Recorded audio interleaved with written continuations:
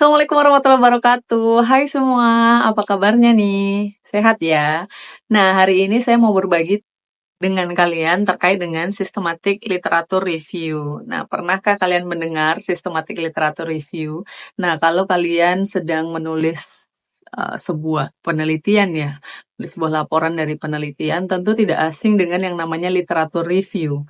Nah, tapi hati-hati bahwa literatur review itu berbeda dengan sistematik literatur review. Jangan bilang bedanya hanya karena ada kata sistematik di depan ya. Nah, tapi sebetulnya ada penambahan kata sistematik itu menjadikan sistematik literatur review itu berbeda dari literatur review.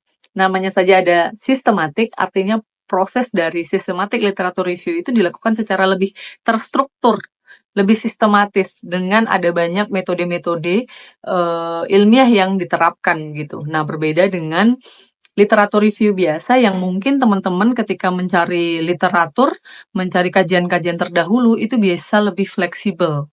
Nah, nanti saya akan bongkar kepada teman-teman bagaimana sistematik literatur review itu dilakukan dan bisa membantu penelitian kalian. Nah, kalau teman-teman tadi sudah bisa membedakan ya, sistematik literatur review dengan literatur review, tentu teman-teman harus tahu juga apa sih kesamaannya. Kesamaannya sama-sama memang ingin menemukan dan memetakan kajian-kajian terdahulu yang akan berkontribusi untuk penelitian yang akan teman-teman lakukan. Jadi memang secara garis besar fungsinya adalah sama, mau mencari tahu kajian-kajian terdahulu itu sudah bicara tentang apa sih terkait dengan topik riset yang sedang kalian lakukan. Nah, sebetulnya ngomongin literatur review ya, itu ada 3 jenis. Yang pertama yaitu ada rapid systematic literatur review. Namanya saja rapid, artinya ada proses yang cepat dalam melakukan literatur review. Ada aplikasi yang bisa digunakan untuk membantu teman-teman dalam melakukan literatur review sehingga prosesnya lebih cepat. Sehingga teman-teman bisa menemukan apa perbedaannya dan kemudian bisa lebih cepat menganalisis bagaimana implikasi akademik dari proses literatur review yang sedang teman-teman lakukan. Itu rapid, jadi prosesnya cepat, tapi teman-teman bisa dengan mudah untuk menemukan apa perbedaannya dan juga bisa mencari implikasi akademiknya. Tapi namanya saja prosesnya cepat, tentu saja ada kelemahan terkait dengan kedalaman ya. Mungkin karena teman-teman tidak meluangkan waktu untuk membaca sehingga kedalaman dari memahami apa yang sudah dikaji oleh orang lain, mungkin di situ letak keterbatasannya. Nah, yang kedua adalah tradisional systematic literature review. Namanya saja tradisional ya, jadi teman-teman akan memanfaatkan kemampuan diri untuk memetakan, mencari, menganalisis, membaca berbagai literatur yang tersedia, lalu mencari pola, menemukan perbedaan, dan juga menganalisis bagaimana implikasi akademik. Meskipun dia disebut sebagai tradisional systematic literature review, tapi ini adalah proses mengkaji atau proses literatur review yang punya kedalaman cukup baik dan dianjurkan untuk teman-teman ketika teman-teman sedang melakukan penelitian. Nah, karena prosesnya cukup lama, teman-teman diminta untuk mencari bahan bacaan, kemudian membaca dan mencari bagaimana pola, bagaimana gap yang tersedia, itu akan memberikan pemahaman yang lebih dalam kepada teman-teman. Tapi memang kelemahannya adalah teman-teman memerlukan durasi waktu yang lama untuk membaca sekian ratus artikel. Nah, itu tantangannya. Kemudian jenis yang ketiga adalah tradisional literatur review. Ini adalah proses literatur review yang barangkali sering kita lakukan ya. Jadi literatur review yang kita lakukan ini sifatnya masih tradisional literatur review. Tadi yang cari apa saja gitu, apa saja yang dapat boleh deh gitu. Mana yang ketemu itu boleh deh menjadi literatur, padahal seharusnya tidak demikian. Meskipun sifatnya fleksibel, tapi juga punya kelemahan yang lainnya. Nah, lalu bagaimana caranya melakukan systematic literature review? Nah, ada 3 cara mudah. Yang pertama, teman-teman harus mengumpulkan dulu. Teman-teman mengumpulkan dulu literatur-literatur yang berkaitan dengan penelitian kalian. Nah, satu poin penting yang menurut saya ini bisa menjadi catatan adalah ketika teman-teman mengumpulkan kajian-kajian terdahulu, mencari artikel, mengumpulkan jurnal begitu ya, teman-teman harus fokus bahwa yang dicari itu bukan kasusnya, tapi topik apa yang sedang kalian teliti. Jadi kalau misalnya kalian kajiannya adalah partisipasi pemuda gitu ya di Kecamatan X dalam proses pemilihan kepala daerah bla bla bla bla. Jadi yang dicari jangan bagaimana kasus di desa X itu. Tapi teman-teman harus cari topik apa yang dari riset kalian itu. Apakah ini soal eh, representasi? Apakah ini soal partisipasi? Atau mungkin yang lebih besar soal demokrasi atau apa gitu. Jadi fokus pada topik apa yang sedang kalian kaji, bukan pada kasus. Nah ini penting, karena ketika teman-teman nanti melakukan proses pencarian, misalnya teman-teman nanti membuka Scopus ya, kan kita akan memasukkan kata kunci.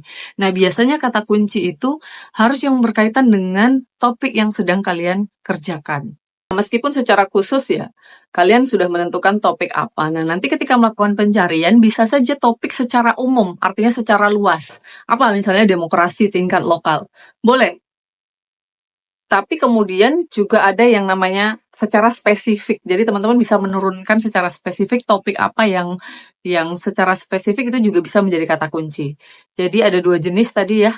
Ada topik yang secara umum, teman-teman bisa mencari literatur review terkait dengan topik umum tadi, atau juga yang kedua, topik secara spesifik. Nah, ketika teman-teman mencari topik secara umum, maka yang ditemukan adalah banyak sekali pembahasan terkait itu, yang mungkin ini nanti akan membingungkan teman-teman, karena teman-teman nanti akan mendapatkan banyak sekali, mungkin ratusan atau ribuan artikel yang sudah mengkaji terkait itu, gitu. Jadi, kalau saya bisa sarankan, teman-teman bisa pilih topik secara spesifik untuk memudahkan, sehingga itu ada proses penyaringan di situ ya. Jadi ada artikel-artikel yang mungkin secara khusus, secara spesifik membahas terkait dengan topik apa yang sedang kalian teliti. Nah, ketika topiknya itu secara spesifik, maka artikel yang berhasil dikumpulkan itu jumlahnya juga akan lebih sedikit dibandingkan dengan ketika teman-teman menuliskan topik secara umum. Nah, mungkin ini akan membantu sehingga proses literatur review yang dilakukan itu akan menemukan artikel-artikel yang lebih berkaitan dengan riset yang sedang kalian kerjakan. Dari topik yang sudah kalian tentukan, kalian juga harus berhati-hati ya, bahwa topik itu harus kalian batasi. Selain tadi ya, punya topik secara spesifik, kemudian kalian harus membatasi topik, karena misalnya riset kalian terkait dengan politisasi pelayanan publik misalnya ya, teman-teman harus membatasi bahwa ini topiknya berkaitan dengan apa sih? Manajemen sumber daya manusiakah? Atau ini bicara terkait dengan public policy? Atau ini bicara terkait dengan pork barrel politics misalnya? Atau apa gitu. Jadi tentukan batasan-batasan dari topik yang sudah kalian tentukan ya. Nah, punya batasan. Nah, ini akan sangat membantu teman-teman dalam mengidentifikasi mana artikel yang sesuai untuk dijadikan literatur review. Nah, dari batasan-batasan ini tadi, teman-teman akan menemukan kata kunci. Nah, kata kunci ini menjadi sangat penting. Kalau teman-teman ingin tahu ya, sebuah artikel itu sebenarnya sedang membahas apa sih, kata kunci akan sangat membantu. Kalau teman-teman nanti buka sebuah artikel, lihat kata kuncinya. Biasanya di artikel itu pasti ada kata kunci, keyword begitu ya. Bisa 3 atau 5. Nah, artinya artikel itu sedang membahas atau berkaitan dengan 5 kata kunci itu tadi. Nah, teman-teman boleh menggunakan atau menjadikan kata kunci, keyword itu sebagai cara untuk mengidentifikasi atau mencari artikel-artikel yang sesuai dengan penelitian yang sedang kalian lakukan. Jadi yang pertama adalah teman-teman pastikan dulu punya topik. Jadi topik itu ada yang namanya topik umum dan ada yang juga topik spesifik. Teman-teman tentukan apa topik umumnya dan apa topik spesifik. Ketika teman-teman sudah menemukan topik spesifik, kemudian teman-teman memberi batasan dari topik itu. Batasannya apa dan kemudian menemukan kata kunci. Dari kata kunci itu teman-teman akan sangat terbantu untuk mengidentifikasi dan mengevaluasi mana artikel yang benar-benar layak.